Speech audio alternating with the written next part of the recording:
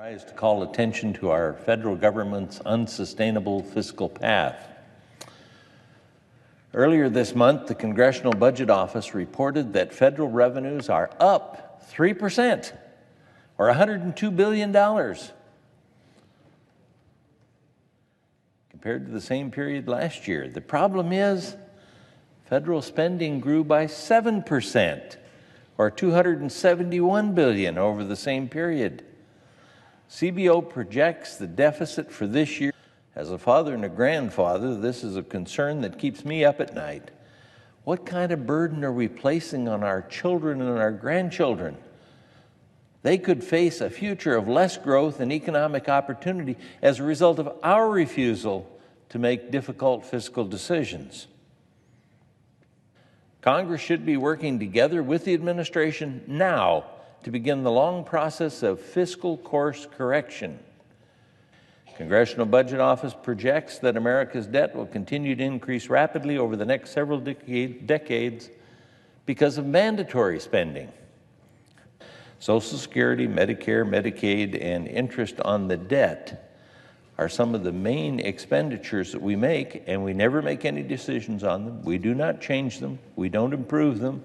For decades, nonpartisan experts have warned of budget pressures that we would face as baby boomers aged and began to retire. The combination of an aging population, longer lifespans, and rising per-beneficiary health care costs put enormous pressure on our budget. These warnings from the Congressional Budget Office, they're the actuaries, and many other people, you name it, have and continue to be ignored. We're now in a world where these pressures are very real and something we will need to face before we go off the cliff in a few short years. We know that Social Security and Medicare hospital insurance trust funds are now paying out more than they are taking in. We also know that Social Security's combined trust funds will be exhausted in 2032. It's way down the road. No, it's not.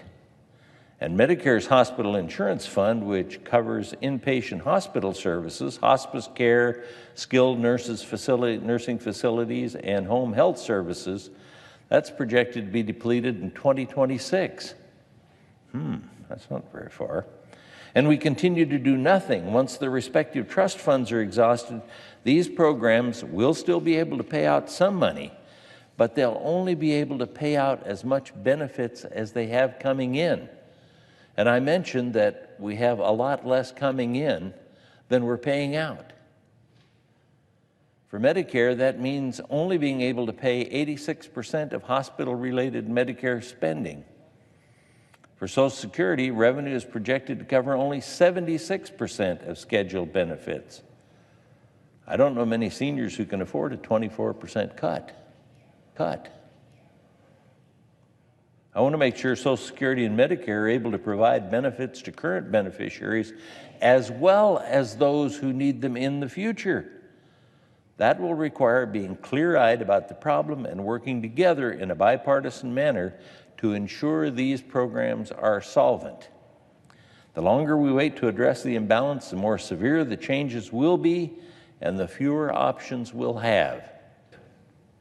We need to change the way we do things in Washington. We simply cannot afford to continue ignoring the challenges that our country faces.